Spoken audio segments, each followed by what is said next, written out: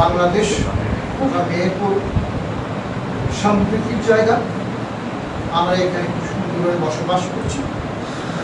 আমার বাড়ির সঙ্গে যিনি ছিলেন আমার মামা সম্পর্কে রাজ মামা ইসাহাতা, উনি তাবলিগ জামাতের আমির ছিলেন। আমাদের হাতে করে মানুষ করছি, তিনি তার মা বললাম। আর কোরআনে এমন কোনো কথা নেই যে বিধর্মী ধ্বংস করে। সকলকে ভালোবাসো, প্রতিবেশীকে ভালোবাসো, সকল ধর্মের সম্মান দাও। এটা আছে আমাদের ভাগবত গীতায় আছে, ভাগবতে আছে, রামায়ণ মহাভারতে আছে সম্প্রীতির কথা। আমরা সেই সম্প্রীতি নিয়ে এই দেশে আছি। মেহেরপুরে খুব ভালো আছে, অন্যান্য জায়গার কথা বলতে পারি না। মেহেরপুর খুব সুন্দর জায়গা, সাম্প্রদায়িক সম্প্রীতির জায়গা। আমরাও চাই যে মেহেরপুরে এমন একজন নেতৃত্বে আসবেন যার উজলায় আমরা শান্তিতে থাকি। আমরা এটা কি করি যে আমাদের বিভিন্ন সময় বিভিন্ন এমপি আমরা দেখেছি, বিভিন্ন দল ক্ষমতায় এসছে, বিভিন্ন দলের সময় বাংলাদেশ স্বাধীন হওয়ার পরে থেকে এ পর্যন্ত কোনো দিন দুর্গা পূজায় যে কোনো জায়গায় মন্দির প্রতিমা ভাঙা হয়নি এমন কোনো পিরিয়ড নেই, কেউ দেখাইতে পারবে না। তাহলে এগুলো বিক্ষিপ্ত ঘটনা, এগুলা হইতেই পারে।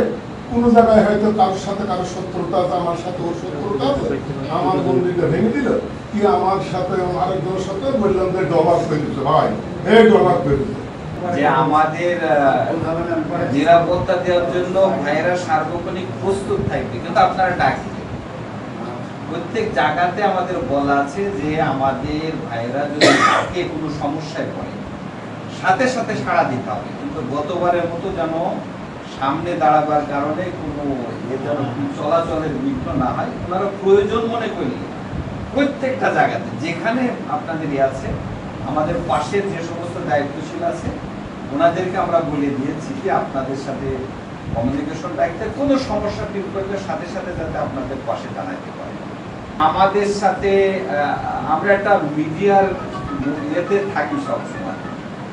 যেমন কোনো জায়গাতে যদি মন্দির ভেঙে যায়, প্রথম দোষটা দেখবেন হেডলাইন জামাতের উপর, এরা হয়তো কাজ করে।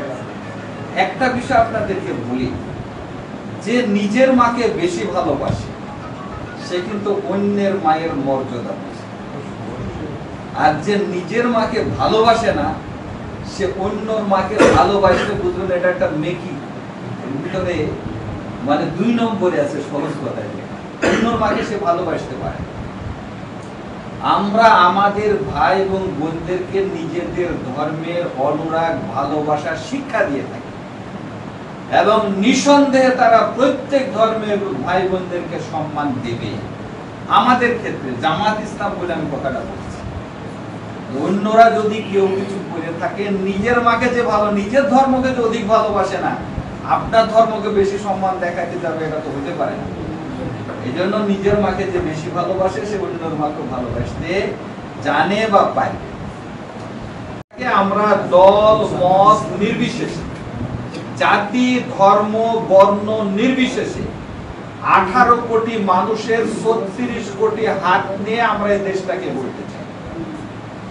আপনাকে যদি বাদ দিই তাহলে আপনার 2 হাত থেমে গেল। একটা জাতিকে যদি বাদ দিই, একটা জাতির অতগুলা হাত থেমে গেল। একটা দলকে যদি বাদ দিই, একটা দলের অতগুলা হাত থেমে গেল। তাহলে দেশ গড়ার ক্ষেত্রে ওই হাতগুলো আমাদের থাকছে না। সকলকে নিয়ে আমরা বাংলাদেশটাকে আমরা গড়তে চাই।